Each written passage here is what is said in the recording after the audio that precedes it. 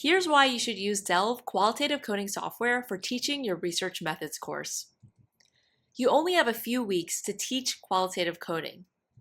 That's not enough time to learn complex tools. Students need more than just theory. They need hands-on experience with analysis so they're prepared for real-world research. Delve is simple to learn. It includes free learning resources, and sharing is very easy. Here's how it works.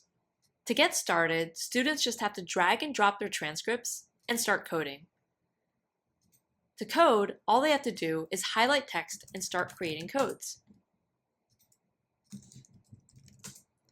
This simple software is also paired with a free online course, which covers the theory behind how to code, and will walk students through how to turn their research questions into the initial set of codes, all the way to the point where they're making their final research report. Delve makes it very easy to share projects. If students are working together in groups, all they have to do is share their project with their classmates. When they start coding, they can even see things like who coded what. If they need to compare how two different people coded, there's a screen to see a side-by-side comparison. Students can also easily share their project with instructors.